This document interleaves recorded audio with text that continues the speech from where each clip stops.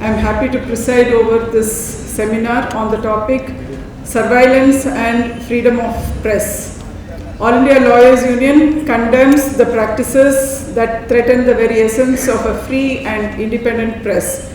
We have a distinguished speaker with us today, Mr. Rajagopal, the editor-at-large of The Telegraph. With an illustrious career spanning over several decades, Mr. Rajagopal has been a stalwart in the field of journalism, fearlessly championing the cause of press freedom and exposing the perils of surveillance. In today's digital age, the role of the press in upholding democracy and holding power accountable need not be explained. We must recognize that a free press is not a luxury but a necessity for a functioning democracy. It is our collective responsibility to condemn any form of surveillance that infringes upon the freedom of the press. All India Lawyers Union would work towards a future where the press can operate freely, where journalists can pursue truth without fear, and where the public's right to information is respected. Thank you, sir, for being here with us today, and we request you to address the gathering.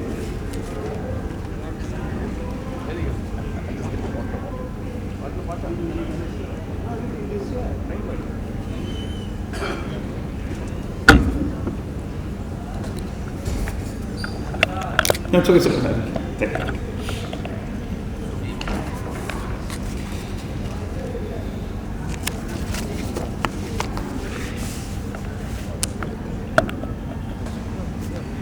My dear friends, the invitation to speak here reached me exactly a month ago. When the call came, I was in Kerala, where I was born and brought up. I asked myself whether I would be able to say anything new or worthwhile that will justify the long journey from Trivandrum to Calcutta in the Christmas weekend. I was not sure until yesterday, that is December 28, 2023, when something happened that convinced me how topical the topic that you have chosen is: surveillance and freedom of press. Now I'm glad that I made the trip, and I am forever grateful to the organizers for inviting me and giving me this platform. In the course of my speech, you will realize what changed my mind yesterday. Kindly permit me now to speak on the surveillance and freedom of press. I will first explain, before I start on journalism, I will explain how surveillance can affect each and every one of us. Last week, the US Federal Trade Commission concluded that the employees of Rite Aid is it's a big pharmacy chain in America. It's a drugstore, medicine store.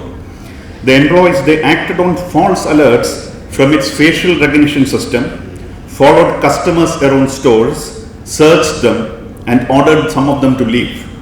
If the customers refused, the store called the police to confront or remove them, at times in front of their friends and family. Rite Aid, that is that pharmacy company, they actually used a facial recognition technology to falsely identify people of color and women as likely shoplifters or thieves.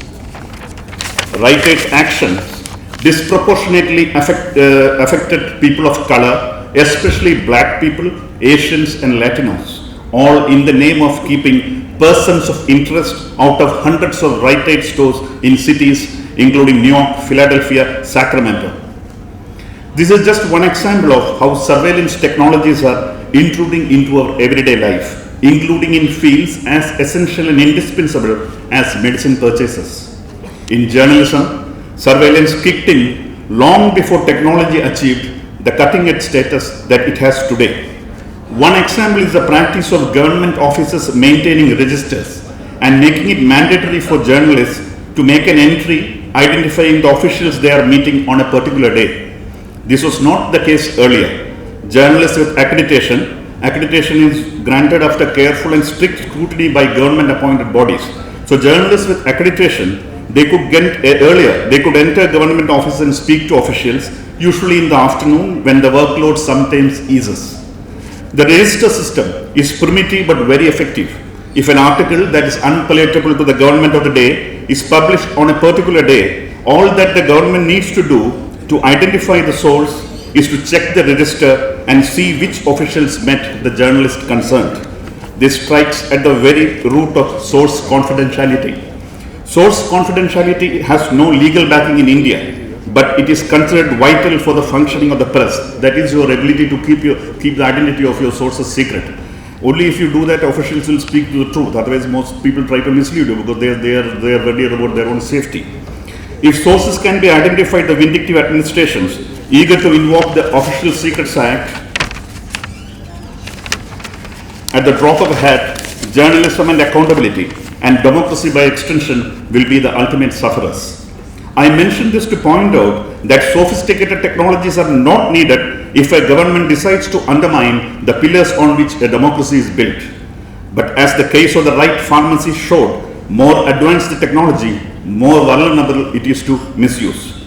Often, civil society, journalists and lawyers included, fail to spot the symptoms of a surveillance regime. I request you to recall how we looked the other way after some initial murmurs of protest when almost our entire urban stretchers were brought under closed-circuit TV and other surveillance cameras. Along with law enforcement agencies, private entities, including households, jumped into the surveillance cauldron and installed camera after camera in every nook and corner. Along with this came the craze for pointing smartphones at anything and everything and snapping pictures without showing the basic courtesy of asking permission. In the process and without we realizing it, we have become the most surveilled society in history, bigger than what even the Orwellian Big Brother could do. Fighting crime and monitoring traffic violations were cited as excuses for condoning the invasion of the surveillance cameras. So much so that modern law enforcement agencies have almost forgotten the pre-CCTV skills of detection and collection of evidence. When we hear of a crime now, the first question we involuntarily, without realizing, we ask is, what about CCTV footage, or where is the CCTV footage? As if before CCTVs became fashionable, no crime could be solved in this country. The question, where is the CCTV footage, is also an admission that we have practically given up our precious right to privacy and that we now consider it unusual if we are not under surveillance. That has become the new normal. If we are not under surveillance, that is considered unusual now. It is often said that some police stations in some parts of the country have corners beyond the reach of CCTV cameras where bribes are exchanged and third-degree methods are deployed, away from the prying eyes of the cameras that can incriminate public servants. I am tempted to recount a story I had heard when I was a trainee journalist in the early 1990s when cell phones had not made their presence felt in India. I am not sure if this story is true or it's mere gossip, but my objective is to merely illustrate how intrusive technology has become in a matter of decades. A very important person in New Delhi used to disappear once in a while to conduct an extramarital affair. Some of his rivals within his own party decided to settle scores with him. One day when the VIP was spending time with his lover in a guest house, someone called the police station and reported that the minister is missing. With no cell phones to track him and his staff tight-lipped, the police launched a man-missing search. Eventually, after several hours, a very exasperated and angry VIP was found in a guest house. Now, in the age of cell phones, the VIP would have been spared the embarrassment and the police could have saved the resources used for the manhunt. 3 decades later, earlier this week on Christmas Eve, a retired IAS officer sent me a parody modeled on the popular song Jingle Bells. One stanza went like this: "We see when you are sleeping, we see when you are awake, we know if you are with or against us, so be quiet for goodness sake." From the crude register, we have now come to the age of Pegasus, a spyware that can only be bought by government agencies. This is a very important point about Pegasus. Only government agencies can buy it. Now it is possible not just to snoop on what reports a journalist is working on, it is also possible to plant evidence against the journalist to implicate him in a trumped-up cases. I hope the enormity of the crisis is clear to you. This ability of state-sponsored actors to embed themselves in the deeply private corners of watchdogs has grave implications for not just journalism, but also the judiciary, the opposition, and other checks and balances the Republic has put in place after much thought and deliberation. As if all these are not enough, we now have to cope with artificial intelligence. Technology usually has 3 phases: enormous advantages, frightening potential for misuse, and reassuring antidotes. I hope we reach the third stage fast enough. However, I must digress here and speak about at least one instance of how technology has helped. The media is no saint or angel. Recently in Kerala, a minister's aide was accused of taking bribe from a job aspirant. A channel went to town with the news. The young aide would probably have been hanged in a media trial. But fortunately for him, a video surfaced showing him at a wedding venue in another district at the time when the accuser claimed that money was handed over outside the secretariat. Even without the video, in the good old days, accounts by eyewitnesses at the wedding would have been sufficient to establish his innocence. But of late, our media trials and television channels make me wonder if we have forgotten a principle that forms the cornerstone of jurisprudence, that is, presumed innocent until found guilty. I blame the media as well as a section of lawyers who are willing to appear on TV and comment on cases that are sub judice. Both the media and legal fraternity need to exercise restraint on this front. I did not elaborate on the Pegasus scandal because all of us know enough or too little about the scandal. The sheer sweep of the Pegasus scandal that broke in July 2021 was astounding. The spyware was allegedly used on opposition leaders, judges, journalists, investigators, and statutory officials. Fewer than 30 months later, on October 30 this year, Apple sent alerts to opposition politicians and journalists that state actors may have tried to break into their iPhones. Among the politicians were among the targets were some of the senior-most public figures and well-known journalists in the country, including Congress President Mallikarjun Kharge and the Wired news portal co-founder Siddharth Varadarajan. Let us pause for a moment and dial back to the latter half of the 20th century. The offices of the Democratic Party in the US were sought to be but in an election year during the Nixon presidency. The Washington Post newspaper focused on the Watergate scandal for 788 days, that's more than 2 years, until President Nixon was forced to resign. The Pegasus scandal in India was far bigger than the Watergate scandal in its sweep and reach. If one party was targeted in the US, a wide cross-sectional society, including several pillars of our republic, were suspected to have been targeted. Yet, the political and ethical outrage in India was limited in its intensity. I quote from a column I wrote for the newspaper this month. An American judge played a decisive role in the Watergate case.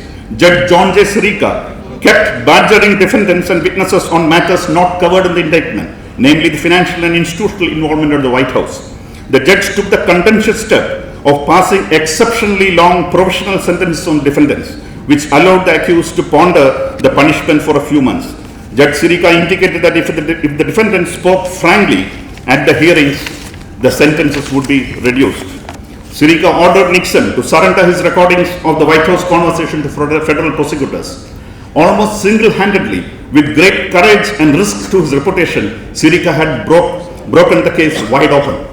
In India, the Pegasus controversy reached the Supreme Court.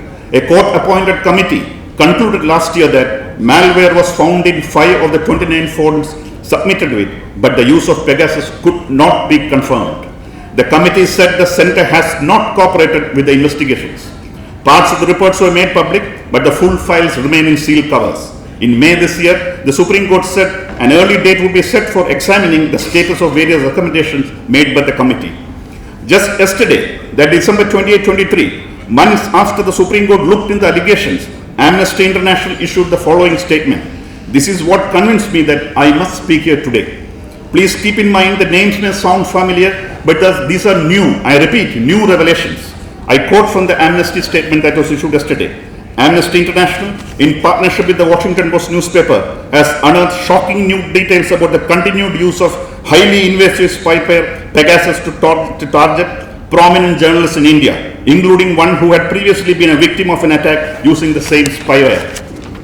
Forensic investigations by Amnesty International Security Lab confirmed that Siddharth Varadarajan, founding editor of Wire, and Anand Manglele, the South Asia editor of the Organized Crime and Corruption Report Project, were among the journalists recently targeted with Pegasus spyware on their iPhones, with the latest identified case occurring in October 2023. That is just 2 months ago and months after the Supreme Court of India looked into the allegations. Our latest findings show that increasingly journalists in India face the threat of unlawful surveillance simply for doing their jobs, alongside other tools of repression, including imprisonment under draconian laws, smear campaigns, harassment, and intimidation. The head of the Amnesty International Security Lab said this in his findings. Despite repeated revelations, there has been a shameful lack of accountability Despite repeated revelations, there has been a shameful lack of accountability about the use of Pegasus spyware in India, which only intensifies the sense of impunity over those human rights violations. This is this is what the Amnesty has said in his conclusion.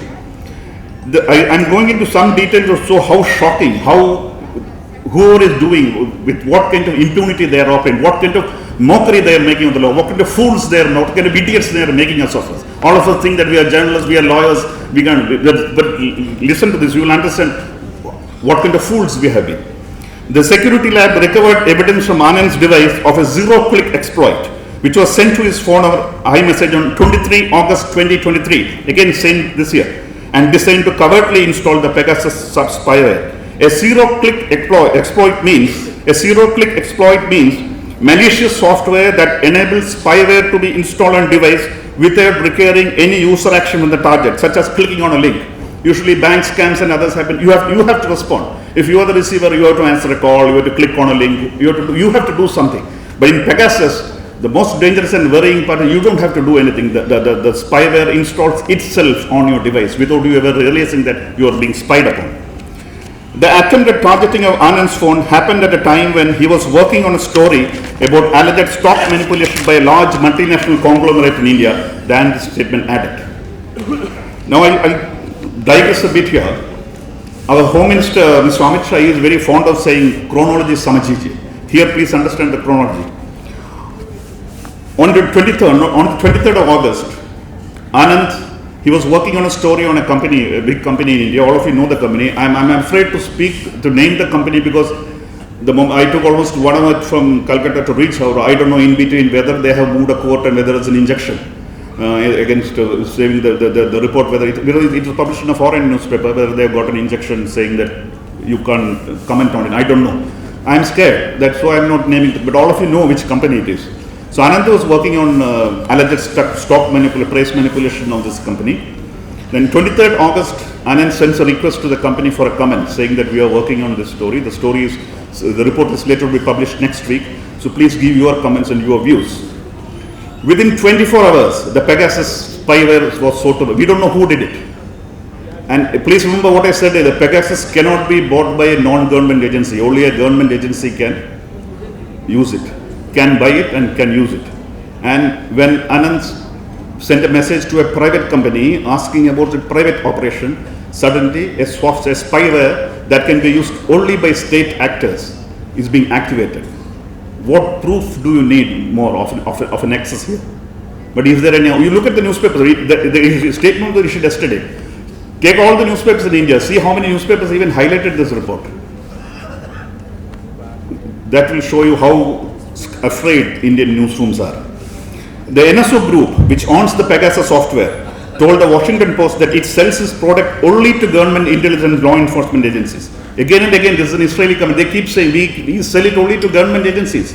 Then how is it that somebody who asks question to a private company, he is being spied upon using a software that only the government can use, and that its technologies are licensed for the sole purpose of fighting terror and major crime. It is not meant to snoop on human rights activists. It's not meant to snoop on journalists. It's not meant to snoop on judges. It is not meant to snoop on opposition politicians.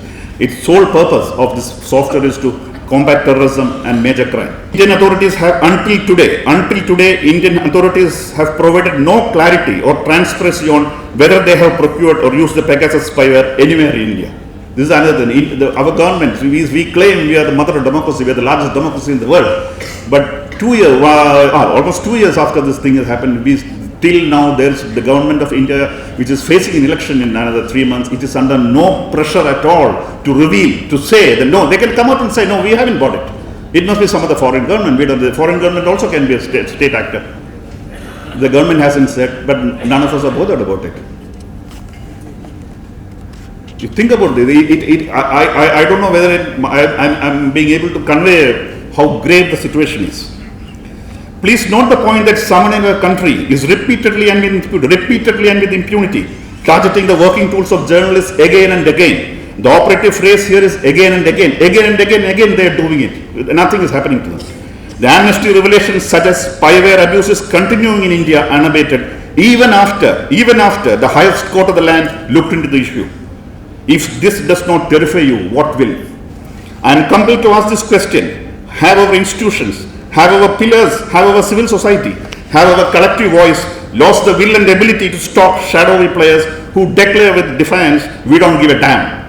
How long will we allow these thugs with technology? We have to call them that way. They are thugs with technology, using unauthorized spyware. What else do you call them? How long will we allow these thugs with technology to violate our fundamental freedoms and our very lives? Can we name any other democracy, whether such things are exposed, but no one, absolutely no one, is held accountable? Against that backdrop, I am constrained to ask, has large sections of Indians entered a post-morality, post-probity phase, much like the era of post-truth? I hope I am wrong and your answer is a sounding no. But if you also think that we have been sucked into post-morality phase, democracy as we know is in deep peril. Our democracy will check all the boxes: the world's largest elections, quick results, a clear majority, and a government that swears by the constitution. But beneath the surface, if journalists are unable to fulfill their responsibility because of fear of surveillance, if judges are constrained to speak out after retirement, and large sections of the minorities and the marginalized live in fear, it would mean that our democracy has been hollowed out in front of our eyes, which are blinded by the dazzle of its outer shell. As I conclude, I come to the most important point of this conversation. Have you realized how surveillance of journalists and others has turned on its head one of the fundamental principles of democracy? The governed, I'm repeating, the governed are supposed to keep a watch over the governors. The governed are supposed to keep a watch over the governors. Unfortunately, in our time, it is the governors who are keeping the governed under surveillance. Unfortunately, in our time, it is the governors who are keeping the governed under surveillance. With great sadness, I recall the immortal words of US Supreme Court Justice Hugo Black in 1971 in the Pentagon Papers case. The founding fathers gave the press the protection it must have to fulfill its essential role in a democracy. The press was to serve the governed, not the governors. The press was to serve the governed, not the governors. I said I am sad because of the current deplorable coziness between large sections of the media and those who are supposed to govern us. The press was protected so that it could bear the secrets of the government and inform the people. Only a free and unrestrained press can effectively expose deception in government. So what must civil society, which includes lawyers, do? I have no answers, but I humbly place the following questions before you. It was a legal fraternity that took the lead in the freedom struggle. Will history forgive you if you remain silent now when divisive forces are threatening to rip apart our country that was built painstakingly with invaluable contributions from your predecessors too? Unlike laypersons, you know the law. Have you exhausted all legal means possible to protect journalists from the curse of surveillance and infiltration? Like Judge Sirica of the US, are you badgering all stakeholders again and again to intervene? Have you filed petition after petition to the government to launch an independent inquiry into all cases of surveillance that do not include national security? Have you asked the government to disclose whether it had any contracts with foreign surveillance companies? As citizens, do you not want to know about the entire report of the Supreme Court's technical committee in the Pegasus case? Have you discussed what you can do to ensure that the report is made public? Have you had enough street corner meetings, press conferences and other discussion so that retired judges get more opportunity to speak out? Please do not remain silent. Speak up and continue to speak. You know how to do that without breaking the law. Somewhere, someone will hear you. Quietly and behind the scenes, Pope Francis this month took a significant, not adequate, but a significant step towards recognizing LGBTQ rights. The new rule allows Catholic priests to bless same-sex couples. This was considered impossible in March 2021. Just 2 years ago, this was considered impossible. But the Pope worked behind the scenes to reach a consensus. In his traditional Christmas greetings to members of the Curia, that is the bureaucracy that runs the Vatican, Pope Francis said, "Let us remain vigilant against rigid ideological positions. Let us remain vigilant against rigid ideological positions that often, under the guise of good intentions, separate us from reality and prevent us from moving forward." Perhaps we have an answer there. Perhaps we can negotiate and work around the rigid positions on all sides so that the governed can always hold the governors accountable. No one can scale up such a conversation and lead this negotiation better than lawyers. You owe that to a country. Thank you very much.